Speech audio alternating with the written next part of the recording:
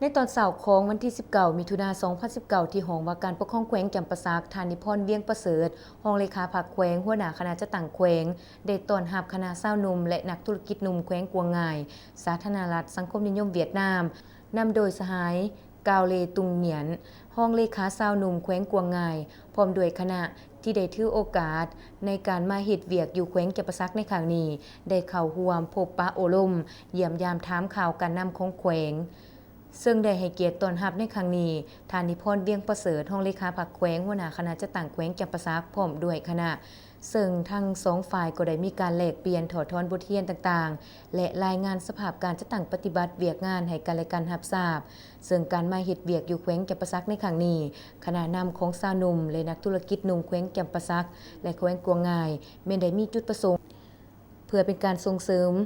มขยายการจัดตั้งสายพัวพันหัวมือระหว่างชาวหนุ่มแขวงจำปาสักและชาวหนุ่มแขวงกวางง่ายให้แน่นแฟนขึ้นเติมในตอนท้ายธานิพนธ์ เวียงประเสริฐก็ได้อวยพรแด่คณะนำชาวหนุ่มนักธุรกิจหนุ่มแขวงกวางง่ายจงมีสุขภาพแข็งแรงเพื่อพร้อมการสืบโตพันธุ์ขยายเวียกงานวิชาการและส่งเสริมสายพัวพัน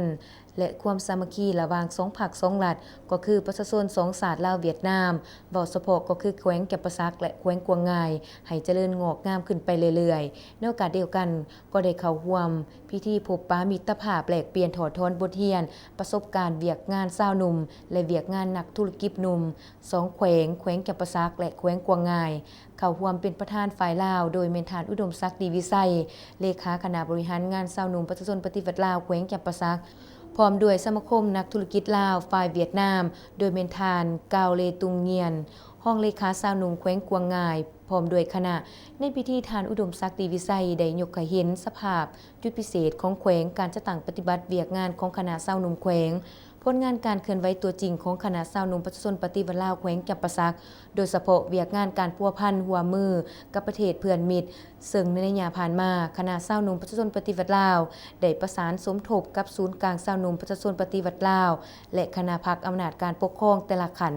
เคลื่อนไหวพัวพันหัวมือเพื่อญาติแยงเอาบทเรียนในนั้นผ่านมาคณะชาวหนุ่มแขวงจำปาสักได้ร่วมกับคณะชาวหนุ่มของแขวงสาธารณรัฐสังคมนิยมเวียดนามนครดานังลงเคลื่อนไหวเฮ็ดกิจกรรมต่างๆกวดพยาธิจ่ายยาโดยบ่เสียค่า